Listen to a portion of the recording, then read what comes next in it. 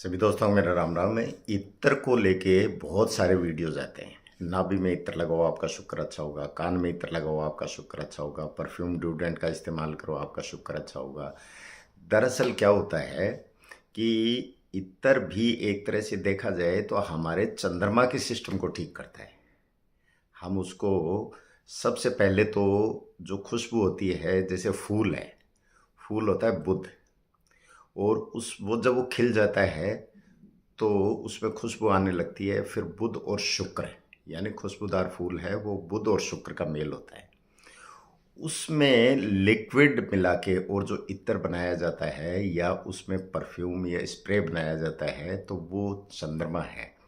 अब ये अगर लॉजिकल देखें तो पहले कन्या पैदा होती है, फिर शादी वो बुध होती है, फिर शादी के बाद वो शुक्र होती है, और फिर जब उसके बच्चे हो जाते हैं तो फिर वो चंद्रमा का रूप धारण करती है। तो ठीक इसी तरीके से जो फूल होता है वो बुध है।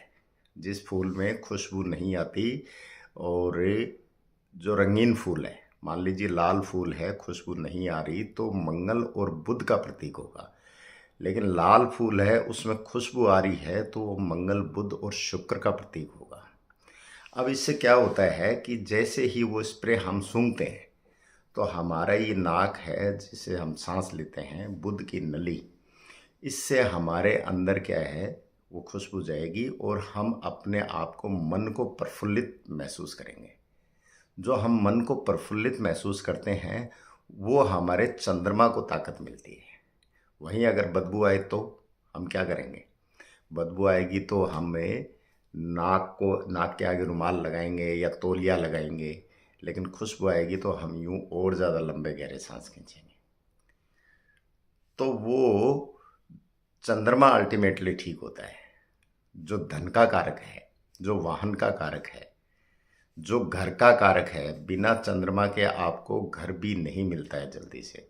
शनि और चंद्र जिस कुंडली में ठीक होंगे तो उनको घर जल्दी मिलते हैं, उनके घर ज़्यादा बनते हैं। अगर ये दो प्लेनेट खराब हैं तो बड़ी मुश्किल से मकान बना पाता है आदमी। तो जो इत्र से और इससे परफ्यूम से, ड्यूडेंट से, कि शुक्र ठीक होगा, शुक्र नहीं वो चंद्रमा ठीक होता है। अच्छा, एक गरीब आदमी को हम देखते हैं तो वो हमें इतना अट्रैक्ट नहीं करता, कोई मज़दूर है, लेकिन एक बहुत अच्छे कपड़े पहना हुआ है वो अट्रैक्ट करता है। तो बेसिकली क्या है कि उसके पास धन आया, यानी चंद्रमा आया। उसने क्या है कि बहुत अच्छे कपड़े खरीदे, बहुत अच्छे जूते खरीदे, और बहुत अच्छी घड़ी खरीदी, बहुत अच्छी गाड़ी खरीदी। तो वो सारी जो शुक्र की लग्जरी है वो किसने दी? चंद्रमा ने। और उससे पहले दोनों को किसने तय किया? शनि ने। कर्म करेंगे तभी तो, मेहनत करेंगे तभी तो मिलेगा कुछ। अब चलते ही बोल देते हैं कि यहाँ एक काम करना है, एक अंक लिख लेना, ये 15 लिख लो, 3 करोड़ चाहिए 3 करोड़ मिल जाएंगे, 100 करोड़ चाहिए 100 करोड़ मिल जाएंगे। ये सब फालतू की बातें हैं, बिना कर्म के कुछ नहीं मिलता। हाँ ये है कि जितना खुशबूदार माहौल में हम रहते हैं हमारा मन खुश रहता है।